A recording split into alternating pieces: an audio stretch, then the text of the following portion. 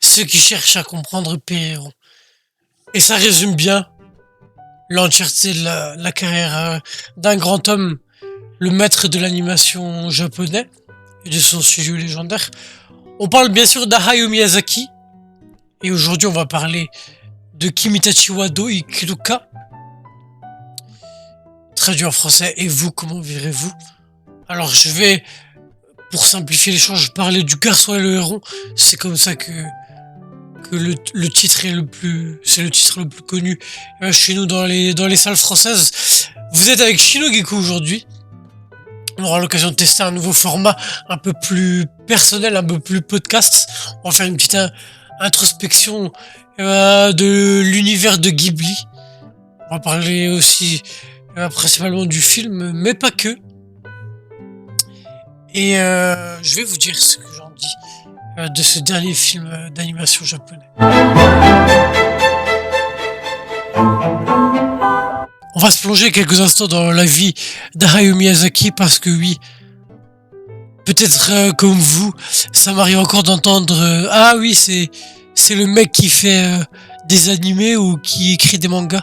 Alors non, Miyazaki a produit des mangas, mais Miyazaki ne fait pas de films d'animation tirés sur des mangas. Il crée lui-même ses œuvres et il a toujours créé lui-même son univers. Ça me paraissait du coup important pour les néophytes. Oui, car il y en a beaucoup. Le cinéma d'animation japonais reste très différent de celui occidental. Ça me paraissait important de rappeler le contexte. On parle quand même d'un des cinéastes les plus accomplis de l'histoire de l'animation. Il obtient une renommée internationale grâce à son talent de conteur et ses films d'animation. Miyazaki est cité comme une source d'inspiration pour de nombreux animateurs, réalisateurs et écrivains. Alors, il cofonde le studio Ghibli en 85 et de là il réalise de nombreux films avec Ghibli. Je vais vous en citer quelques-uns. Le Château dans le ciel en 86, Mon voisin Totoro en 88. Et on peut encore en citer d'autres. Mais le premier film qui obtient un succès critique et commercial au Japon, c'est Princesse Mononoke. Un de mes films Ghibli préférés d'ailleurs. C'est le premier film d'animation à remporter d'ailleurs le Japan Academy Prize du film de l'année au Japon. Il est sorti en 97 et c'est aussi le plus gros succès commercial de l'histoire du box-office japonais. Et ça, c'est pas rien. Donc c'est important de le souligner.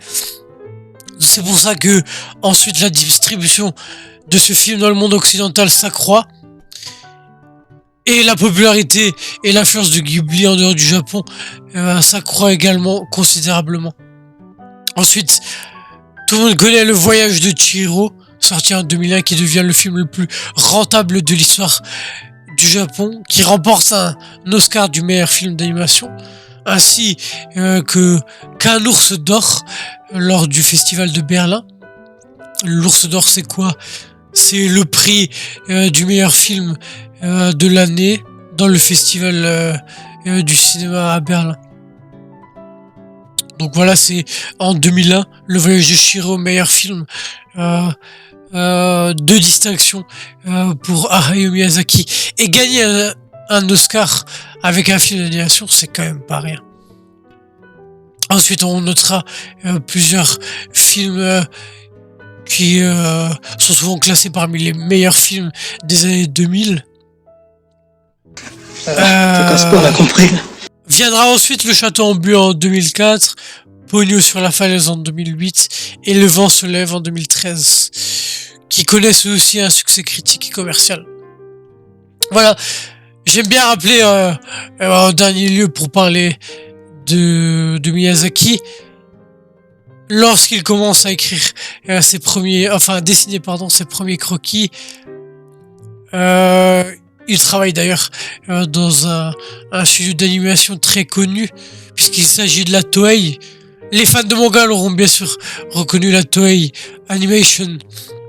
C'est aussi ceux qui produisent aujourd'hui les films d'animation que que la plupart des fans de manga regardent. Si vous avez regardé Naruto, One Piece, etc., c'est eux qui produisent l'animation, c'est eux qui sont derrière les animés de vos mangas préférés.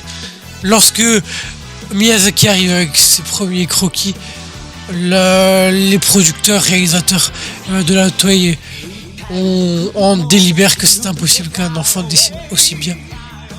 C'est pourquoi ils vont pas accepter les premiers travaux d'Hayao Miyazaki. Ça montre bien le génie de ce grand monsieur du cinéma. Voilà, c'était un petit aparté. Je vous mettrai ceci en incrustation dans la vidéo. Différentes vidéos qu'on peut trouver sur des médias très connus qui parlent d'Hayao Miyazaki. Il y a aussi des vidéos un peu plus de niche, on va dire, qui résument très bien la vie d'Hayao Miyazaki. Dans cette vidéo-là, j'ai préféré faire un petit aparté, voilà, parce que cette vidéo ne parle pas de la vie d'Hayao Miyazaki, mais elle parle surtout en fait du dernier film et également de ce qui découle de ce film-là. Alors c'est parti, on va tout de suite plonger dans l'univers de ce dernier film. Le premier point dont j'ai envie de vous parler dans cette vidéo sur ce film, concernant le film directement, c'est le volume de celui-ci, la densité. Alors moi c'est un point que j'ai beaucoup apprécié. J'aime bien tout ce qui est film dense, volumineux avec beaucoup de choses dedans. On peut parler d'un multivers Ghibli, puisqu'il y a énormément de références à des personnages, l'archétype en fait de Ghibli. Comment est-ce que Miyazaki construit ses films. On a beaucoup de références à d'anciens films de l'univers Ghibli. Et ce qui est aussi appréciable en fait, c'est que le film. Alors moi j'ai vu beaucoup de vidéos sur YouTube qui ont été produites par d'autres créateurs sur YouTube qui parlaient de la densité comme un défaut. Pour avoir aussi discuté avec des personnes qui ont vu le film, ils ont été à un moment donné perdus dans celui-ci. Alors c'est vrai que le film est très dense. Le film passe rapidement d'une séquence à l'autre, mais alors moi personnellement je n'ai pas vu ce défaut-là. Je trouve que le film reste compréhensible. On est rattaché rapidement à celui-ci. Je dirais même que d'ailleurs au niveau vitesse, exécution, je sais pas comment on peut dire ça, j'ai trouvé que il y a vraiment les bases qui sont posées dès le début quand Maito arrive dans sa nouvelle vie entre guillemets, quand il déménage pour aller à la campagne, qu'il rencontre il rencontre sa tante qui se remarie avec son père après le décès de sa mère. Donc en fait il est obligé en fait de considérer sa tante comme étant maintenant sa mère, sa belle-mère en fait, sa mère de substitution. Et le film pose bien les bases de sa nouvelle vie. Ça m'a rappelé un petit peu le côté campagne, etc. Qu'on retrouve à un moment donné dans Totoro. Mais c'est vrai que par exemple, si on compare à Chihiro, le film est un peu plus lent. Et pour ceux qui aiment bien les films bien construits, où on pose bien les bases, etc., vous allez apprécier ce point-là. Parce que d'autres films du même studio d'Hayao Miyazaki sont beaucoup plus rapides au niveau de l'exécution et voilà. Après le film est long. Le film fait 2 heures. Donc voilà, c'est vraiment À titre personnel, la densité peut autant faire peur à certains, ceux qui aiment voilà, dans l'action, les films qui vont à l'essentiel et qui sont rapides, ceux qui apprécient plus euh, les, les introductions, qu'on prenne le temps de développer, vous allez beaucoup apprécier ce film qui est bien complet et qui en fait rappelle bien l'univers d'Hayao Miyazaki. Et c'est peut-être le léger défaut de ce film, c'est justement d'être trop intimiste, vraiment plutôt on va dire orienté, parce on reste dans le film, mais orienté pour ceux qui effectivement connaissent déjà l'univers Ghibli. Et cette scène est brutale, va bien sûr être la scène la plus brutale d'ailleurs dans un film de Ghibli. Et c'est ça qui est le plus étonnant. Après cette scène brutale, en fait, on a la première transition où, comme dans un autre film Ghibli, on va avoir le deuxième décor du film. Mahito va partir à la campagne avec son père, qui a construit des avions militaires. Et en fait, il va se remarier avec donc la tante de Mahito, qui est du coup forcément la sœur de sa femme qui est malheureusement décédée. S'ensuit une scène très importante dans le film, puisque on va parler des inspirations du film. Mahito va tomber nez à nez avec un livre qui est laissé pour lui par sa mère décédée après l'affrontement contre le héron cendré, le premier affrontement contre le héron cendré. Si vous avez vu le film, vous saurez sans doute. Si vous n'avez pas vu le film, on va en parler dans un futur proche du héron cendré, personnage très important du film. Le nom de ce livre, Et vous, comment vivrez-vous, de Genzaburo Yoshino. Donc ça vous dit forcément quelque chose, puisque c'est la traduction française originale du film, et c'est aussi le livre qui a inspiré notamment la genèse du personnage principal et aussi de son entourage. Sa lecture de ce livre va profondément toucher et changer Mahito, qui va devenir acteur de sa nouvelle vie, en commençant par riposter face à ce héron qu'il tourmente. Donc il va se fabriquer un arc et des flèches. Il va notamment prendre des plumes de ce héron pour pouvoir l'affronter. Alors si vous avez un peu suivi le peu de communication autour du film, vous savez qu'il a d'abord été présenté comme une adaptation libre de ce roman. Roman d'ailleurs que Miyazaki a lu quand il était petit, également grâce à sa mère, lui aussi, et qui l'a beaucoup marqué. Et alors, c'est quoi le lien entre ce roman et vous, comment vivez-vous, et ce film de Miyazaki? Pour comprendre un tant soit peu le lien entre ces deux œuvres, il faut connaître la genèse de Miyazaki Sensei. Pour ceux qui le savent, Miyazaki Sensei a vécu la guerre du Pacifique quand il était jeune. Il a été traumatisé par les bombardements. D'un autre côté, le livre écrit par Genzaburo Yoshino sera écrit en 1937, alors que le nazisme se fait de plus en plus menaçant en Europe et que le Japon commence à se militariser. Il s'improvise écrivain pour défendre ce qui fait de nous des êtres profondément humains. Dans ce livre, on aura différents thèmes très forts comme la liberté de penser, l'ouverture du cœur, l'entraide et le désir de justice. Ce livre va connaître un destin exceptionnel. Il va aider de nombreux jeunes japonais à s'émanciper du militarisme.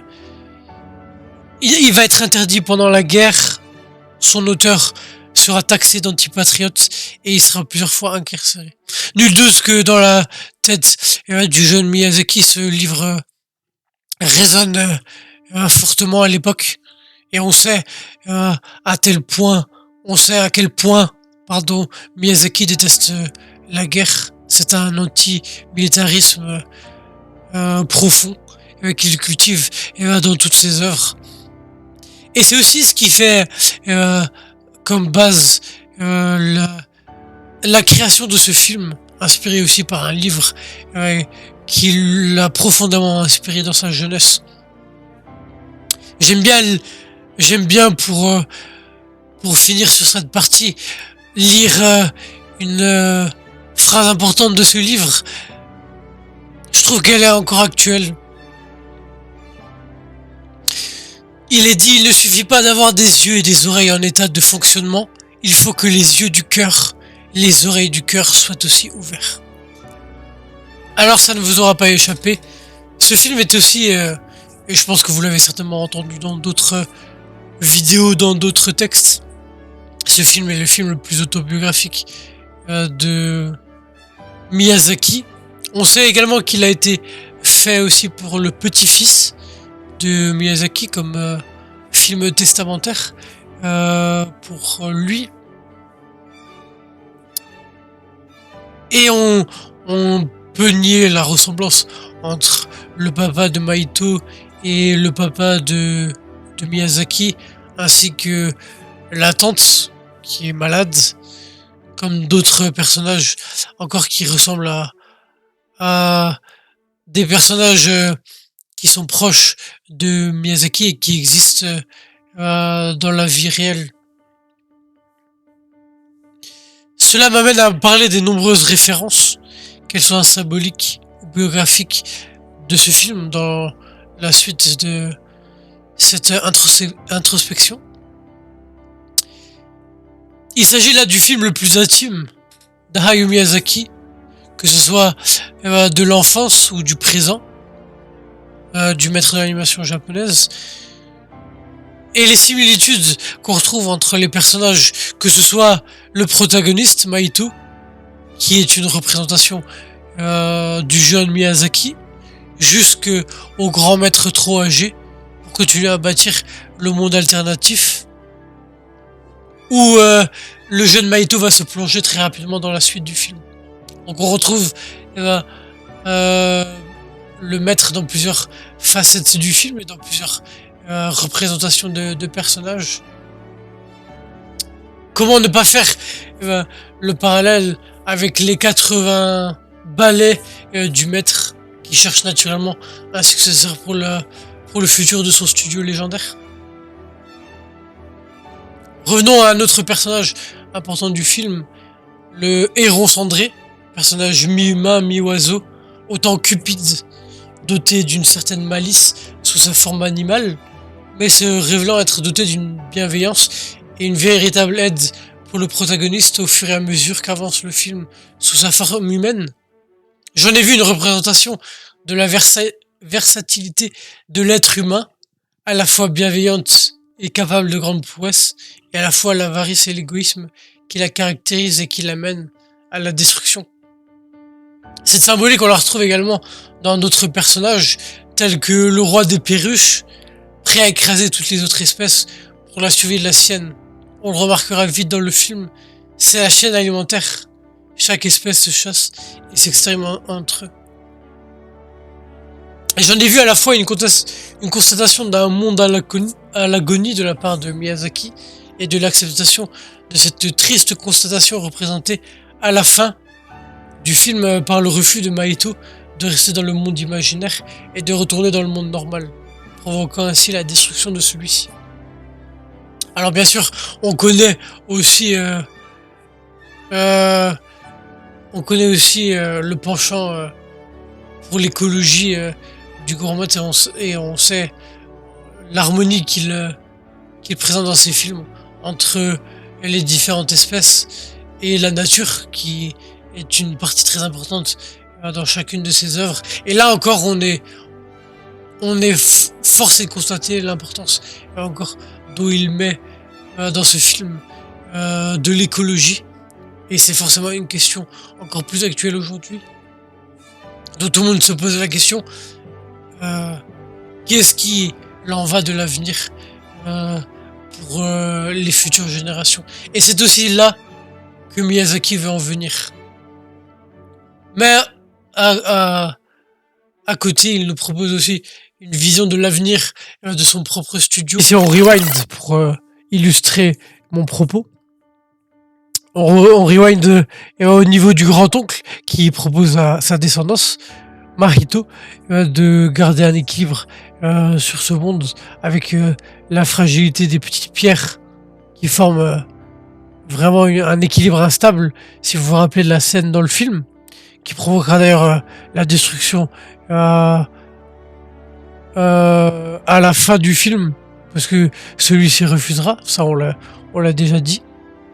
Est-ce que ça vous rappelle pas quelque chose?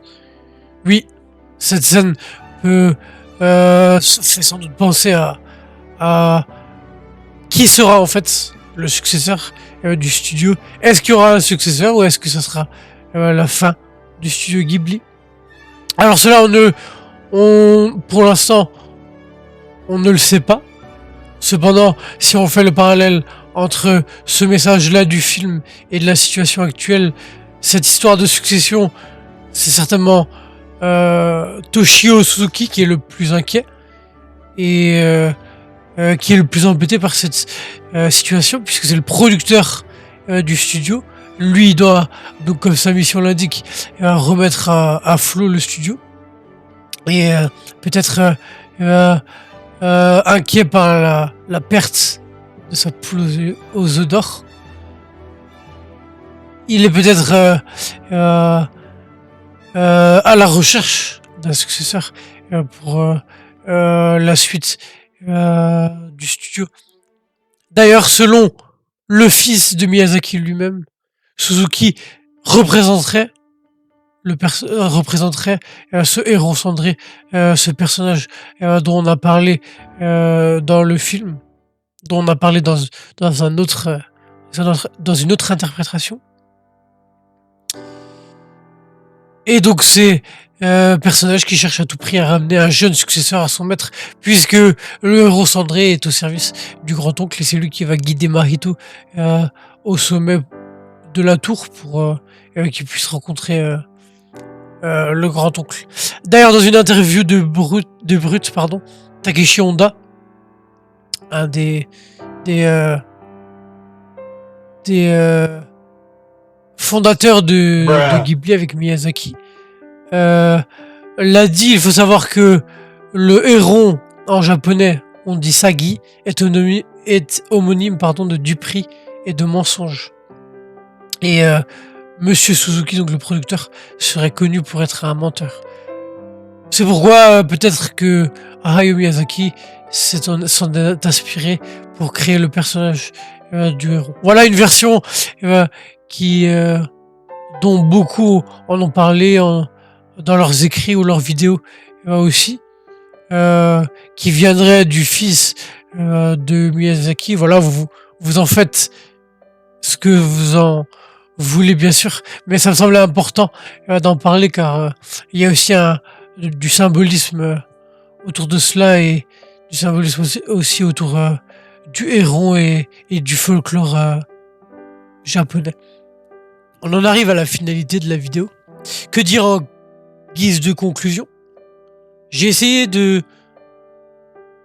d'aller au-delà dans cette analyse de Ghibli ou de Miyazaki, de vous proposer une analyse du film qui va au-delà de l'univers de son créateur alors ce film bien sûr mériterait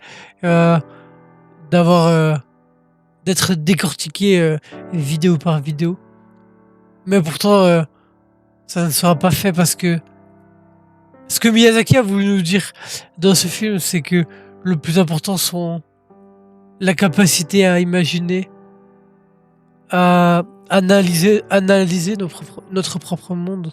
Ce qui est le plus important en fait, c'est les choix que nous faisons pour influencer notre propre univers. Et en cela, j'ajouterais de mon ressenti personnel. Le garçon et le héros est un chef-d'œuvre. Peut-être le dernier chef-d'œuvre de Miyazaki. On ne le sait pas encore.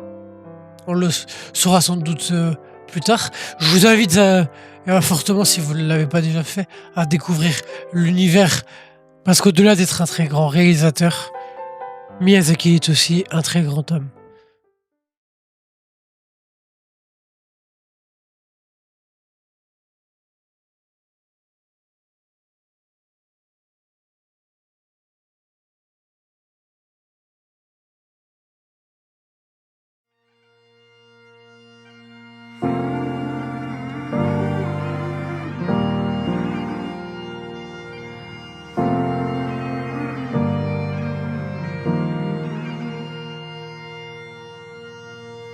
僕が生まれた日の空は高く遠く晴れ渡ってた。行っておいでと背中を撫でる声を聞いたあの日、季節の中ですれ違い、時に人を傷つけながら光に触れて影を伸ばして、さらに空は遠く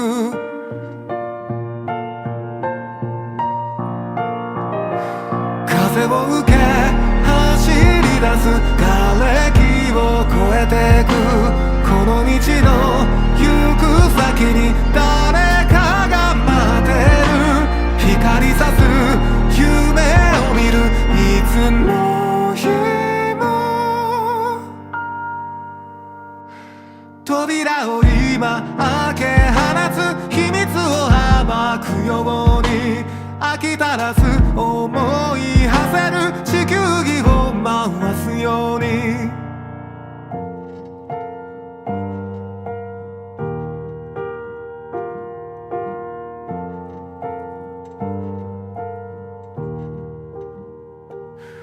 僕が愛したあの人は誰も知らないところへ行った。あの日のままの優しい顔で今もどこか遠く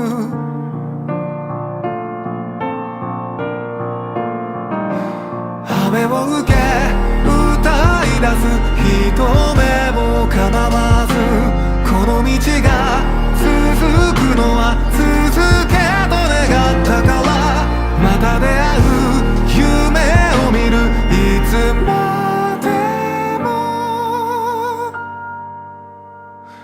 ひとかけら握り込んだ秘密を忘れぬように、最後まで思い馳せる地球儀を回すように、